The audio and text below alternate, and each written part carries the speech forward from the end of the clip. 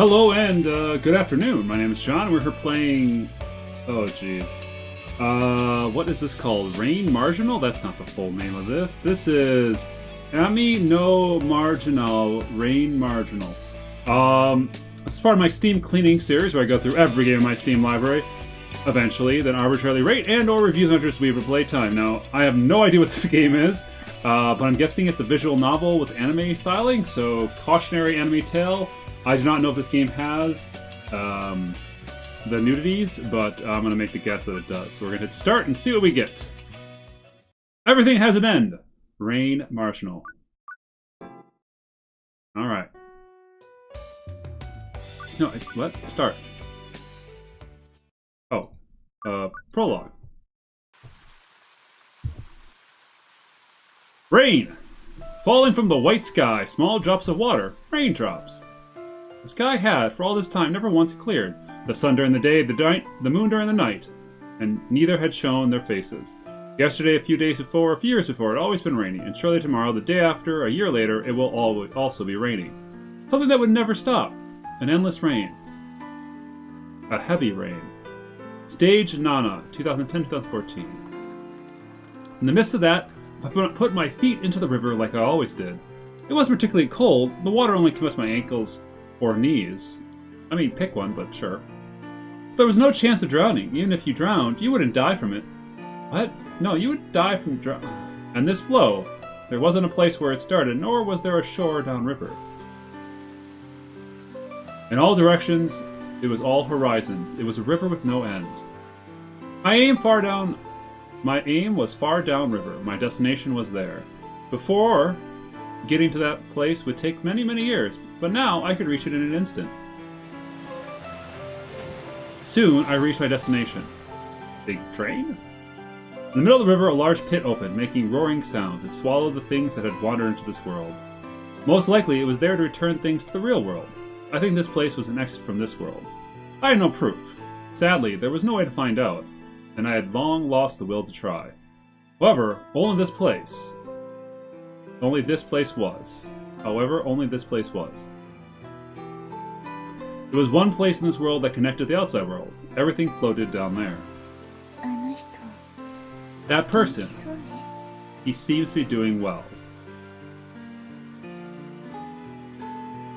Visible faintly within the hole was the image of that person. It seemed that he had lost his memory of this place and returned to his daily life without trouble. Even if he were to forget about me, to me he was only proof of my existence. I could leave in the real world. Much better than leaving only tears. Just like this endless rain, let this memory be my nourishment for eternity. This obviously seems like a sequel to something? Monday!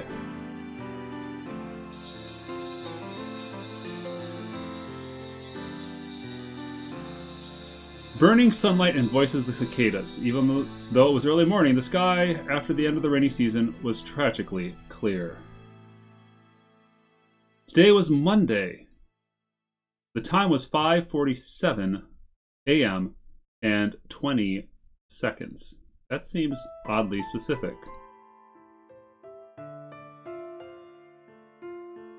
The beginning of the most depressing day of the week. I had long hated Mondays, so has Garfield. That remains unchanged even after becoming a working adult. That was why every Monday I went to the office earlier than anyone else every week. In the swaying train car, as it started getting hot, I headed to the office on the first train of the day. Even though it was before 6 a.m., it always seemed like it was going to be another midsummer day, going against my feelings. Getting off the train and walking alongside the typical station front street for 5 minutes, I soon could see a mixed-use building. When I arrived, I got in the elevator. The company I work for is on the 4th floor. These are important details. As the heavy door closes, I press the button for my destination. Boop. I press the button for the 7th floor. My destination wasn't the 4th floor of my workplace, but the highest floor. Ding! A strong wind blew on the bare rooftop. Morning air was a bit chilling. On the other side of the high precautionary fence was a perfectly clear summer sky from the end of the rainy season. Despite it being early morning, I was soaked in sweat. Oh, What? What? How'd that come from? Where'd that... How'd it... But, okay. I don't know what button brought that up. Well, shall we go? Saying that to myself, I started walking towards the edge of the roof. That's right, no matter how much you ran, jumped, or rolled here, you would never fall from the roof. You could call it a safe zone. A fence that prevented falling, prevented suicide, devoted itself to defending against that, saying, I won't let you die. However, as I defined the fence surface, I put my hand on the metal wire and climbed. I finished climbing the fence, accompanied by its rattling sound, put my feet on the mere 30 centimeter worth of space on the other side. Why? Obviously, this meant there was nothing in my way. At this point, I was no longer within the safe zone. Forget about running. If I so much as lost my balance slightly, I could easily fall to the ground. If I jumped from here, I'd definitely die. Falling from the 7th floor, it was only natural to die. Anyone who could survive that could be counted as lucky. Sadly, my luck was only that of an average person, but I put 13 points into it. So, well, it's almost certain I'd die. Just one more step, simply stepping forward. With just that, everything would end. The job I hated, the depressing Monday, I'd be free from them. But I couldn't do it. The reason being, it wasn't as if I wanted to die, then I should turn right around and return to the safety within the fence, right? But there too was hesitation, because even though I did not want to die, I also did not want to live. It'd be wrong to say they were the same. I want to die, and to not want to live. They were not the same. Similar, but not equal. Even if I was tired of living, I hadn't lived long enough to want to die. It was simply that there were mostly painful things, sad things, and living had become stained with distaste. While I was a student, the things were still fine. Even if they were bad things or painful things, I could see what the cause was. No matter how much it bothered me, I knew if I knew the cause, then I just had to overcome it. Even if I couldn't overcome it, there was hope. Maybe someday I could even look forward. But now that I'm an adult, things were different. There weren't clear causes or reasons. There were too many things that no one or nothing was at fault. I learned that this world, that reality was full of things that can't be helped. Those small pains would, like body blows and boxing, slowly, steadily build up. Phew, I guess it's enough. With a light exhale, I once again started climbing the fence. I looked at my watch. It was 6:50 a.m., around the time people would start coming. Without wanting to die, but climbing the fence like this, an observer probably would think that it was a meaningless act. However, to me, there was a little bit of meaning. To put it in words, it was insurance for the heart. If I came here wanting to die, I could do it any time. It was reconfirmed that, and in a way to maintain my heart's peace. It was a ritual to let out the damage accumulated from the numerous body blows during the day, before I was KO'd. Done on the dreariest day, Monday. Using every trick I knew, this is how I managed to keep on living. More than likely, I would keep living like this for a long time. One day, someone will do something about it. And if they can't, then they can kill me right now. I knew that this kind of thinking was a sweet illusion that only kids are allowed to have, but even so, I somehow found myself being passive. As I became an adult, the real world became more and more hollow as I gained experience points, becoming used to things, and numbness filled the freshness and strong emotions. What? Originally, time was supposed to be fair to all, but it was getting thinner. I'm not really sure myself, whether this was a wish or a complaint, a prayer or a curse. I wasn't even sure whose words those were directed to. There was just one thing that was clear. As you can see, I'm a fool.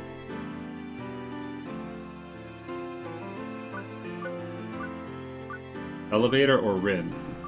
Let's do Rin. Oh gosh. Just how much time has passed since then? By now I become unable to clearly recall. We were raised in a house of priestesses, a bunch of noble houses that sent unmarried daughters to the shrine. Of course, noble didn't mean the royal shines like Izonaki or Eus. It was local shrines under a small unknown priest. Before I can remember, my older sister and I were adopted and were raised as priestess in training. So I didn't know any details. I didn't know my birthday, nor who my real parents were. It was also a mystery when and what for a purpose we were sent to the shrine to be raised as priestesses. But we didn't think about those questions, we never worried, and we never felt any dissatisfaction about it. Good. It was a world where unless you struggled to live, you died. In that kind of world, we didn't starve nor freeze, and we were able to safely live our lives without event. Plus, in my case, I had a kind older sister. The moon's out today, sis. No, it's the sun. In a season of long rains, it was a rare, clear night. Oh, well, I guess it could be the moon. Well, it's just kind of bright out. In a break between those damp clouds, the big face of the moon peeked out. Phew! Ugh! When the rainy season ends, it's going to get hot again, isn't it? Without thinking, the words tumbled from my lip. And those words, my sister shook her head and busily moved both her hands. It's summer, so there's no help in it. Nod. And once again nodding, she moved her hands while moving her mouth. Ah, that's true. The heat is no fun, but there are summer festivals. Nodding, she happily patted me on the head. Yes, it'll be fun, won't it? That's what I think, she said. Even if her voice didn't make a sound, I could read lips. I could understand from her expression. Even no one else could understand. As her sister, I alone could. A sister older than me by 10 years. The only relative I had, someone very dear to me. Always gentle and cheerful, even the small part of her that was absent-minded was charming. All the time, she had on a peaceful smile that never broke. However, she wouldn't speak. Not that she couldn't, she wouldn't. Of course, in the beginning I thought their sister was unable to speak, like how the blind had eyes that couldn't see. I thought she wasn't able to form a voice. However, just recently I've been taught that this was incorrect. For 333 years, 3 months, and 3 days, you could not speak aloud. That was what I was told. My sister was, as a priestess, bearing that task. Apparently, the shrine had made some prayer that created a debt that had been over 100 years earlier. Obviously, the one that created the debt was a god, I imagine. I don't know the details, but I was taught in that order to repay the debt, a kind of atonement was required. That I had thought the priestesses were just stand-ins for gods, but I learned that they could also be burdened with the role of being sacrifices. And I could understand the reasoning, but wasn't satisfied. No matter how you looked at it, 333 years was too long. Obviously, it wasn't something a single person's life could cover. Even my sister spent her entire life, it wouldn't be enough years. Even a child like myself could see that. And that wasn't the end of the requirements. A kanji for meals was said to be once every day, as the cleansed medium uttering earthly words were forgiven. The name of purification, cold water absolution performed every day, all year without rest, even during winter snows. Just what kind of death this was exactly, I don't know and also don't care. It's a death that we never recalled making. Thinking about it now, it was a pretty idiotic thing. However, it was all perfectly natural for the time. Just questioning them itself was punished. And I was taught that my sister existed solely for that reason. 1 month later, the moon floated in the sky. From between breaks in the rainy season cloud, its large face peered through. That night, my sister was gazing at the moon with somewhat happy expression. It looked almost as if she accepted her own fate. That was just so sad. The words just came from her mouth without thinking. Hey sis, why don't we run away? The words were half a joke, but also half for real. Because if we stay here, you're... Right? So let's... Stay here, you're... Blank. So let's go somewhere far away together. Even at my words, she just cast her eyes down a tiny bit, and soon with her usual cheerful face, she shook her head. You like it here? So you don't want to go anywhere? Nod. And anyway, let's go to sleep now. Wow, don't pull my hand. Walking ahead of me, my sister happily returned to the room. And then simply laying down on the floor, she quickly fell asleep. It was almost amazing how quickly she fell asleep. But in contrast to the charming sleeping figure, my eyes were pulled to the white silk cloth wrapped around her mouth. To make sure she wouldn't speak while sleeping, she would, of her own will, completely naturally, do that to herself. Watching that was just so impossibly painful. That act, I can understand it now. I'm sure that my sister must have felt some kind of duty or responsibility to the priestess. As someone who was wed to God, there was probably those who believed in her. But in equal amounts, there was also concern for me. Originally, we had come to be adopted by the shrine without any support, and the two of us were to flee. It was obvious that we would have gotten lost. With a child like myself in tow, it would have been all the more difficult.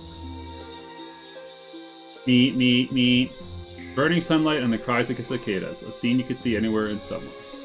The noisy cicadas were erasing all sounds, perhaps maybe now. When that occurred to me, I spoke to my sister. Hey sis, right now you can speak, you know. I'm sure no one would notice. In the middle of the chorus of cicadas, my sister looked at me without moving. I moved out closer to my sister's face. Like this, if you speak softly, no one should be able to hear. Just once I wanted to hear my sister's voice. Since before I could remember, I'd always been with her, but I never knew what kind of voice she had. I was sure that she would be a cheerful, cute voice, just like her demeanor, gentle and soft, nothing like my low, unrefined way of speaking. Right now, no one around would be fine. Even without my continued pushing, my sister remained silent. Finally, with her eyes downcast, she shook her head and moved her mouth. Yeah? There's never a time when there's no one around? Nod. With a small nod, she pointed to the red torii arches on the ground, then her hand waved no in front of her face. Essentially, she was saying God was watching. From the beginning to the end, my sister was always like that. Every day, thinking she'd be hungry, eating no more than a tiny bit of porridge, I would secretly offer her food, but she never once accepted. And she wasn't just strict with herself, she often corrected my ways of speaking. Hey sis, about that tower. Smack. Ow, I'm sorry, about the yew tree. I was careless to speak about a taboo. She quickly hit my hand. Even though my sister rarely got angry, she would strictly correct me about impure or taboo things. Unlike my young self, who didn't really understand anything, my sister probably was a very fervent believer of Shinto. For example, even if she were sacrificed for atonement, I believe my sister was undoubtedly also a priestess in service of God. At every time, every place, whatever you did, God was always watching from nearby. That was probably what my sister thought, or perhaps what she wanted to believe. The following year, late autumn. When the red-stained leaves of the trees began to fall, and when a cold wind was beginning to blow, around when I was going to turn 10, unlike myself, who had grown up without any real major illnesses, whenever it came to be this time of year, my sister would lie down on the floor more often. Of course, saying that she lay on the floor didn't mean it happened suddenly one day. At first she was only down once a month, then it became 3 days, then 5. Before I knew it, she spent most half the month lying down. In the middle of that, while making a strange face, my sister would get up early from bed. Her destination was the well in the rear of the grounds. It was for the daily task of purification, the cold water absolution. Are you okay, sis? When I would run over to her, saying that she would tell me not to worry by gesturing with her body and hands. While wearing her usual gentle smile, she never once spoke. That late autumn morning, air already felt cold to the skin, and steam was rising from her body, just bathed in cold water. Her breath was also brilliant white, her body numb from the cold and shivering slightly, and she'd already been sick without all this. But if you thought about it, it wasn't a surprise. Without being given proper meals and living this way for many years, anyone's body would break. Even if it weren't my sister, they would clearly succumb to sickness. And with that figure before me, I again wound up asking the question I've asked countless times. Sis, why don't we run away from here? No answer. At this rate, someone's going to die. There wasn't any particular response. Of course, I wasn't expecting that she would use her voice to reply, but she neither nodded her head up and down nor shook her from side to side to say no. She just, while looking downward, shivered in the cold. I'm sure that my sister herself really knew. If she continued like this, sooner or later she would break down for sickness. Even if she became... Whoa, I did not click there. Something time in the future. Because that atonement is supposed to be for 333 years, right? That means your whole life. Indeed, from the start of it, it had been forced to be much longer than a single human life. If my sister were to keep that contract until she died, she'd never fulfill it. A child like me can understand that, and yet it was impossible for my more intelligent sister to grasp. So let's run away together. Even if we face hunger, it has to be better than being here. But at my word, she shook her head slightly and pointed to Tori. This lay should be done, she was thinking that God was watching. Oh sis, even God isn't looking. For one thing, it's even a bit suspicious whether he really exists. That was how I really felt. As someone who was in service of God, I might be a failure, but I have never seen him nor heard his voice. To me, his existence only served to torment my sister. So it'll be fine, sis. While no one's looking, let's run away from here. Smack. A dry sound reverberated right as I spoke. Of course, that sound was my cheek being slapped, and none other than my sister did the slapping. What, sis?